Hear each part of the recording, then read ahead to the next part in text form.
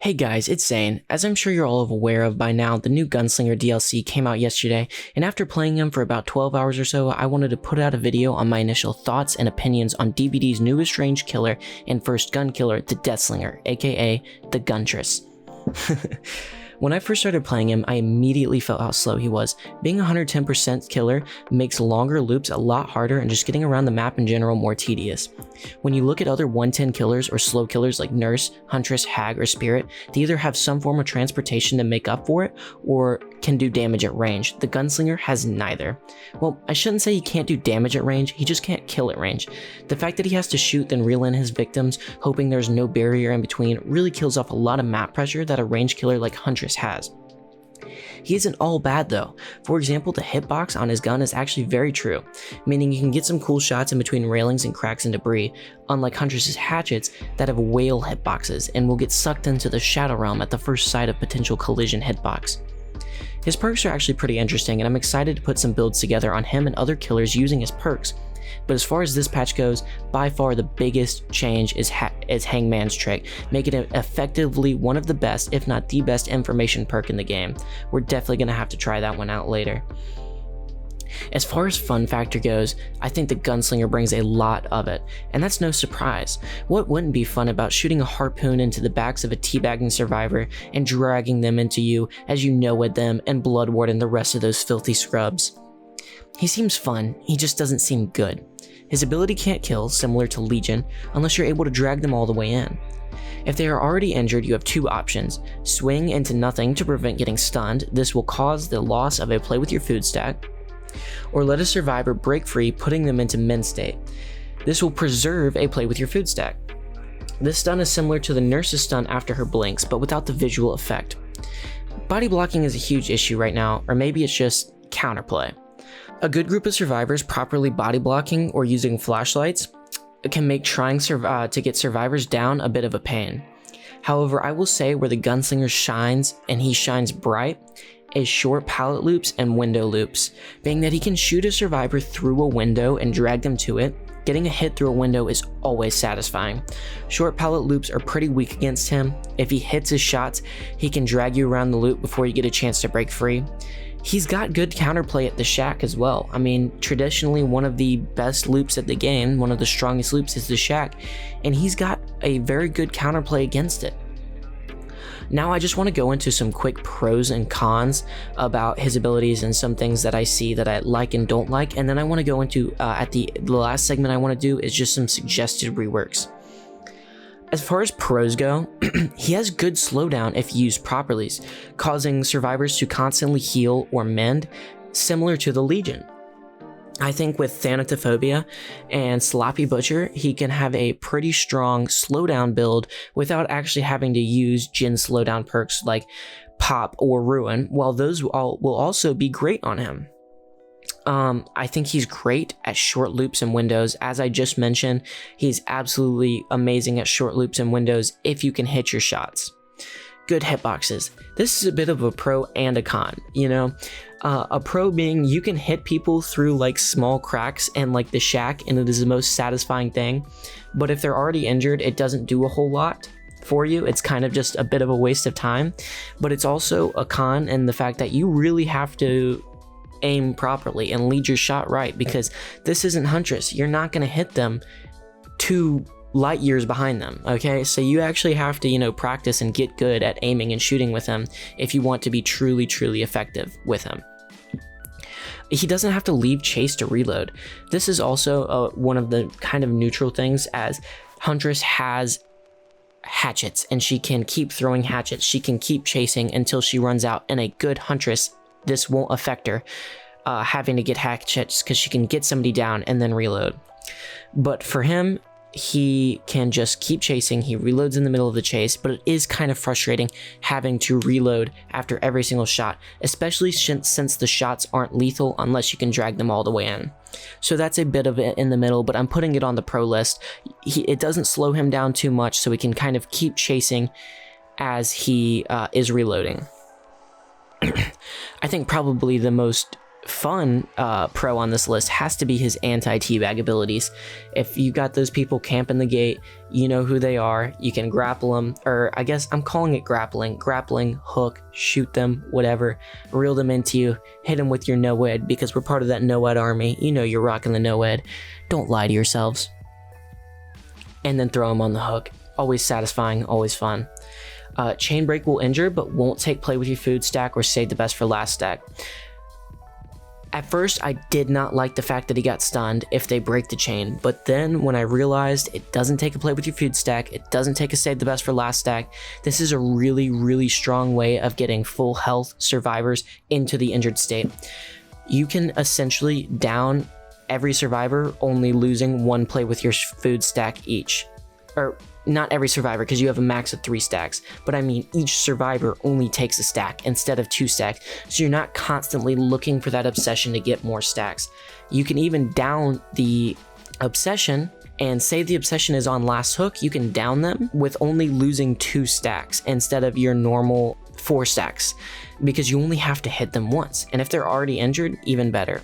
You can get them out of the game, and maybe while they're struggling on the hook, get another hit or even 2 off, and have your permanent 6 to 7 play or save the best for last stacks.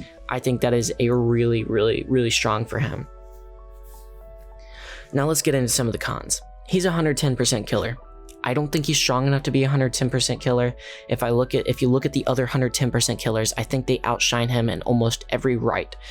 I think there are some things that he does better than Huntress, but there are more things I think that he does worse. Overall, I'll do a video later, but overall, I think he's a worse Huntress, in my opinion. But I had some people come into my stream and said that they think he's going to replace Huntress.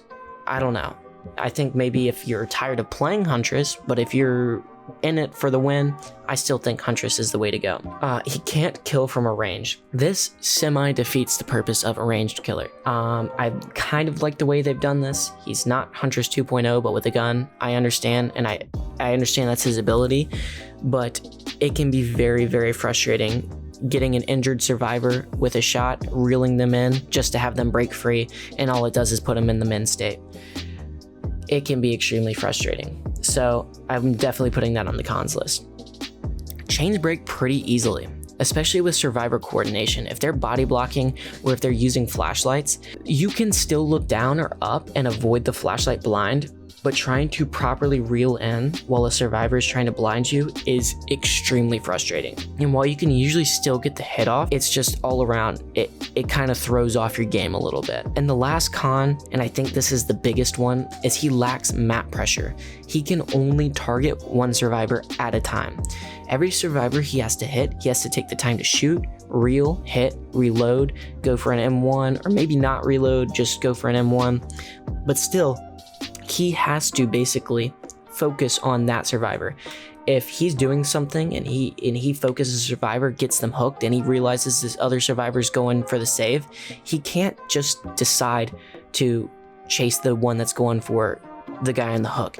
He has to do one of 2 things: either reel the person all the way in and hit them, let them break free and they'll go in the injured state, or if he really, really, really needs to go after that other person, he has to swing and miss, and the person that he was previously going after gets away scot-free. So it either wastes time or the person gets away for free. So he can't target multiple at a time, and I think that's his biggest downfall. As far as suggested reworks go, I want to preface this with, obviously I am by no means a developer and don't fully understand balance, as some things you would think would be a small or minor change can completely tilt the balance of the game in one way or another. So take this with a grain of salt. This is just things that I thought that would be good as I was playing with him.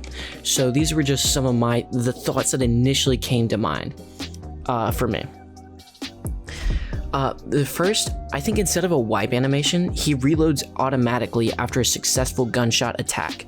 This won't occur if the chain breaks or on regular M1 attacks, but it rewards you for getting a hook, reeling them in, and successfully getting the M1 off.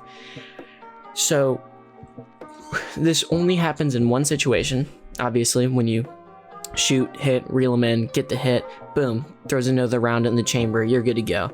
I think this would make him a lot stronger and make his attack a lot stronger and really help with some of the lacking of map pressure in a little bit, seeing as he could reel one in, hit him, quickly turn to another, reel them in, hit him, similar to Huntress, but with a little extra steps involved. But I don't think that it would overpower him at all, because it's just rewarding you, right, for getting a proper attack off. I think that this should only be affected by add-ons and not save the best for last, to keep it fair. 115% speed. I don't think his speed is an issue per se. I think he has other issues that make his speed seem like it needs to be fixed. This one is the toughest for me to say because at 115% speed, he can be extremely lethal. Having run Play With Your Food on him, I can tell just how much better he is at just a few percent faster. I'm perplexed on this one. I'm not sure if he would be over the top or if it would just bring a mediocre killer into the spotlight, similar how Freddy was brought into the spotlight with his rework. Obviously, to a lesser extent, Freddy was garbage beforehand. I don't think he's that bad. And my final rework suggestion is, honestly, I have no idea. I like his iridescent add-on that makes them the survivor exposed if you hook them more than 15 meters or more away. But I think running this 24/7 would be a bit overpowered. Not quite iridescent Huntress overpowered, but still strong nonetheless. But in my opinion, he still lacks downing ability. Like, he can't down as well as some of the other good killers. But I'm not sure what I would do to change that. So I wanted to ask you guys what you think could be changed to giving him more downing ability without making him like crazy strong. Because I don't think we want another, Nurse Spirit or even another Huntress where it's just in the right hands, just so difficult to play against. But I think we want a good balanced killer that's fun to play as, fun to play against, and I think that he has the potential to be that. I just don't think he's there yet. But what are you guys' initial thoughts on the DeathSlinger? Do you like playing him, or do you like playing against him? Does he feel weak to you, or do you think that people just need to learn how to play him better? He just came out yesterday, and I don't want this to come off as complaining. I'm really enjoying playing as him right now. But is that just the new car smell that's going to fade eventually? Only time can tell. Anyways, if you guys enjoyed this video, don't forget to leave a like and subscribe, and be sure to check out some of my other videos. I'll be releasing a video tomorrow on the toolbox rework and the sabotage rework. Anyways, guys, thanks for watching, and I will see you later.